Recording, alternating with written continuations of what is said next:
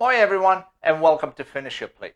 So Easter is time for one very traditional Finnish dessert. I think this dessert actually fell out of favor for a few years, but it's kind of gained more popularity in the past few years, especially as an ingredient to pastries and cakes and things like that. And the dessert that I'm talking of course, is rye pudding. Now, I swear, this is one of those dishes that Finns, we love to give foreigners to try out while we're secretly laughing. And we're actually going to be kind of disappointed if you try it out and you end up liking it. And actually, the taste is pretty good by itself. It tastes like eating rye bread, really. More like, let's say, it's like bread pudding made from rye bread. And I think it's just one of those dishes that has kind of that shock value that you sometimes want to give the foreigners to try out. You know, like the Swedes have the surströmming.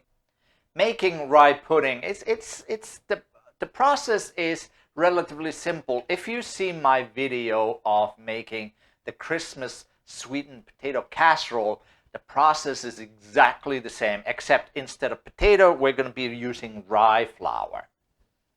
Now, traditionally for rye pudding, you would use rye flour that is unsuitable for making rye bread. If you tried my rye bread recipe and you've been baking rye bread, you may have noticed sometimes the rye bread comes out flat. When you cut open it, it just looks like it did not rise at all. It's doughy, it's chewy inside, and the crumb just did not come out at all. So the reason for that is that in rye flour, actually wheat flour too, there's enzymes, there's the amylase enzymes, and what they do is they convert starches into sugars. So the reason for the rye bread not coming out well is because of the amylase enzyme, which is what we are going to use in this process of sweetening the rye pudding. Now, the amylase enzyme comes because sometimes the rye kernels start sprouting before it's harvested. So that increases the enzyme levels in the flour. There's actually a test called the falling number test.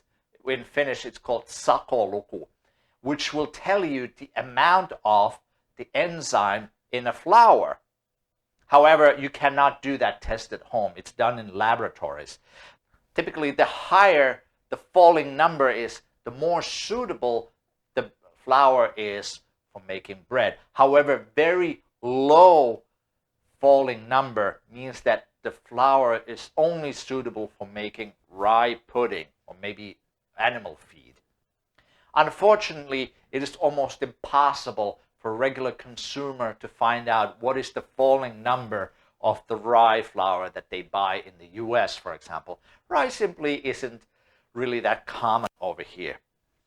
So what I have here is I have 1.2 kilograms of regular rye flour. And I have here 650 grams of malted rye flour. This is another ingredient that may be difficult to find in the US. So I got this online from the Finnish store. So you may have to go there to get it. I simply have not seen it. Again, rye flour simply, it's just not that common in the US. So with these ingredients, and we're also going to need a thermometer. The reason why we need a thermometer is because for the amylase to work, we need to keep this mixture exactly at 150 degrees Fahrenheit for the amylase to work. If you go too high, that will kill the enzyme protein. If you go too low, it will simply just not work. I'm going to mix all of this malted rye flour and about half of this regular rye flour into some water. I have here 4 liters of water that's already coming to temperature. So we just need to make sure that the temperature is constantly around 150 Fahrenheit, which comes to about 65 to 75 Celsius. That's where you want to keep it. So the range is not exactly 150, maybe 140 to 160, but it's still very small range. Again, if you bring it too high, you will completely kill the amylase enzyme and you cannot recover. If it's too low, then what might happen is the mixture will start spoiling instead. So my temperature is right now at 150 Fahrenheit, but because the flour is actually going to bring down the temperature a little, I'm just going to go over a little bit to 160 Fahrenheit. Then I'm going to mix all my malted rye and about half of this regular rye flour that I have. So what I'm going to do is then I'm going to keep the mixture at a constant temperature for about 3 to 5 hours. Every once in a while, I'm going to be mixing maybe about once an hour or so, once every 2 hours. I'm going to mix more rye flour in eventually until all the rye flour is in the mixture. So since my water is now hot enough, I'm going to take it off the heat so it doesn't get any hotter. I'm going to mix all my malted rye.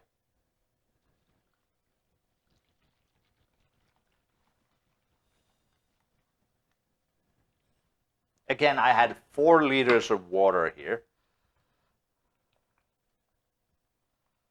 All my malted rye is in. And now I'm going to mix about half of my regular rye flour.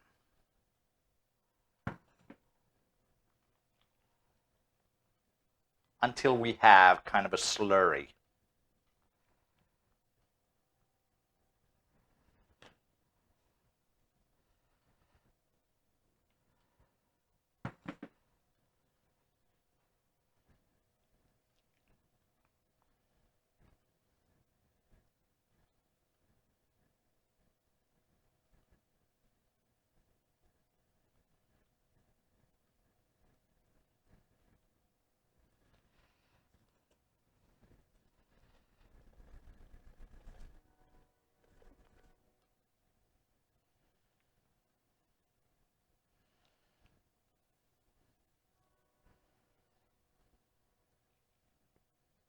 This was the biggest pot I had. Looks like I could have used slightly bigger, but that's all right.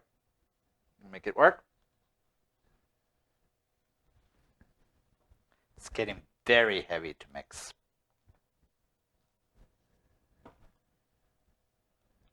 Just like the sweetened potato casserole, this will get looser as the amylase does its magic.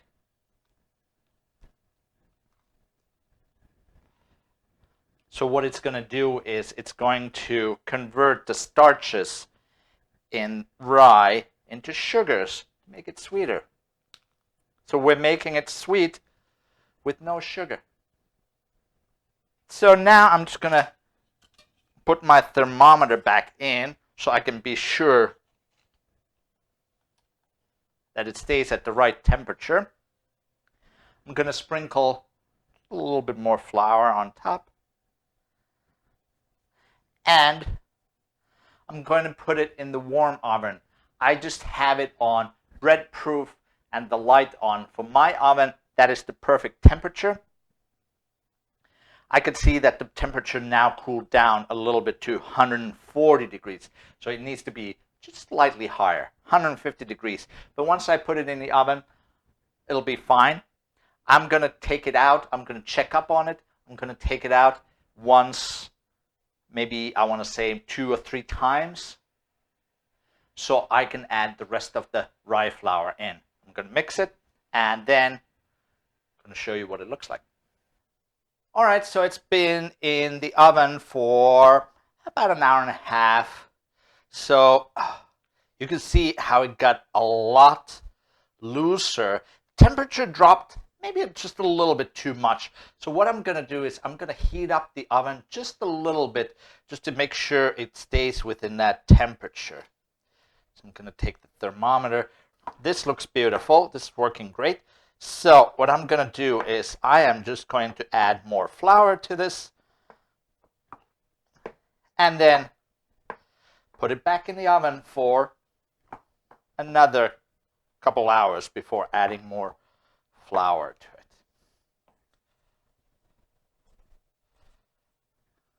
it. Okay. Just got to mix it gently. I think the idea of adding the flour in parts is that if you do it all at once, it'll become a little bit too thick to mix. Even now I had some trouble, but now after it's been in the oven for an hour and a half, this is much easier to mix. I'm going to use a meat thermometer to check the temperature in the middle. I mixed it though, so it's probably... Yeah, this one's showing 125, but I also added some flour to it, so that definitely dropped the temperature. So what I'm going to do is I'm going to turn on the oven, heat it up till about 180 Fahrenheit, then turn it off and put this back in. So our Mämmi has been in the oven now, in the warm oven, for about 5 hours, and we can see that it got a lot more softer, much more liquid. And that's exactly what the falling number test actually does. So what the falling number test is, as I told you earlier, what they do is they take a test tube, put some flour and water in it, mix it, and then there's a plunger in the test tube that keeps mixing it up and down. And then at the end of the test, the plunger is let to sink into the flour and water mixture on its own weight. And the time that it takes to reach the bottom, that's the number of the falling, that's the falling number. So what that signifies is how loose the batter gets. Basically how much enzyme activity there is in the flour.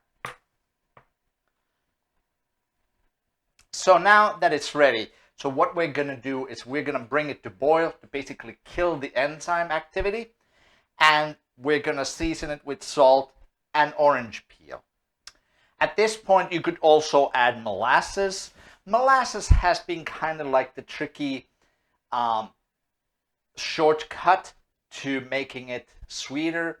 However, just like with the sweetened potatoes, the original recipe did not call for any added sugar.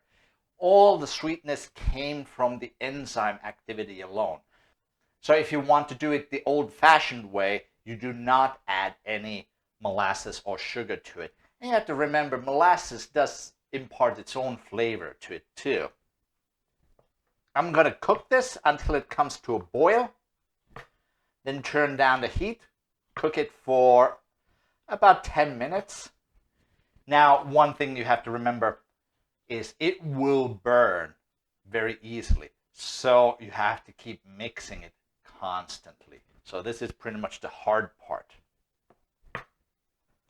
So this is the part that's a lot of work, stirring this. It's kind of like stirring a cauldron or a volcano almost.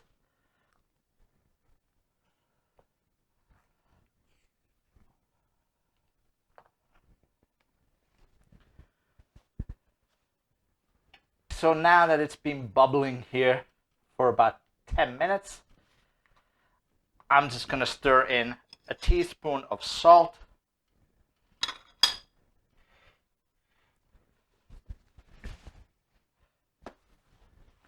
and about a tablespoon of orange peel. You could also use orange extract here.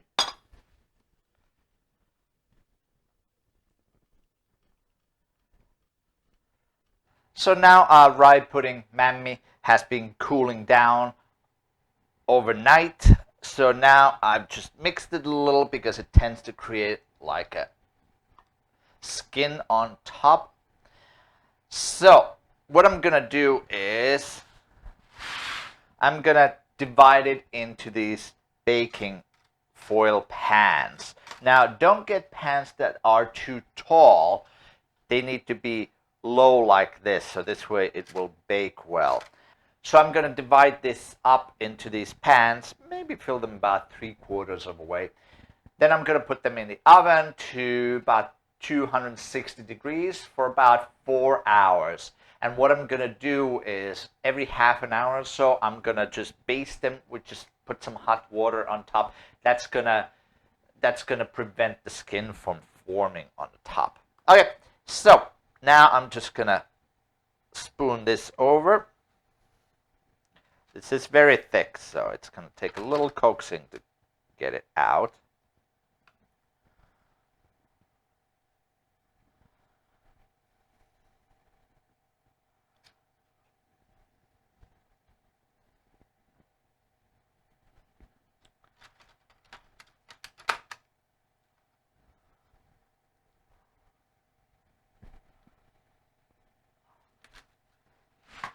So I'm just going to try to even it out a little bit with a spatula.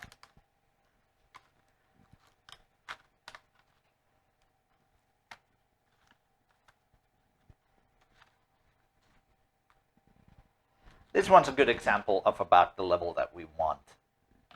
All right, so I'm going to do it for the rest of them, and then I'll put them in the oven.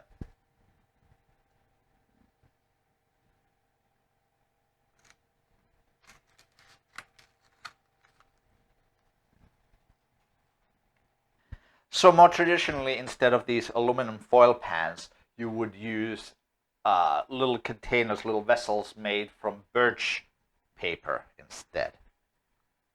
But of course, I don't have them. They're not really available in the US. If you can find them, great, use them. Also known as tuokkonen in Finnish.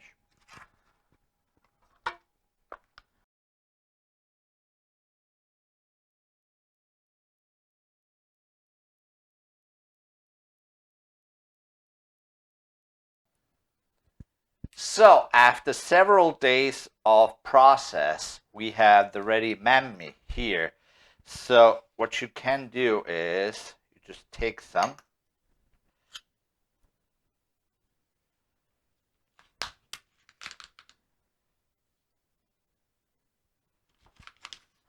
And then you serve it with some cream, heavy cream of course, and sugar. There's a Finnish skiing legend, Juha Mieto, who is very famous for eating a lot of Mämmi, and he attributes his success in skiing to eating Mämmi. Thanks for watching. I'll see you next time on Finish Your Plate.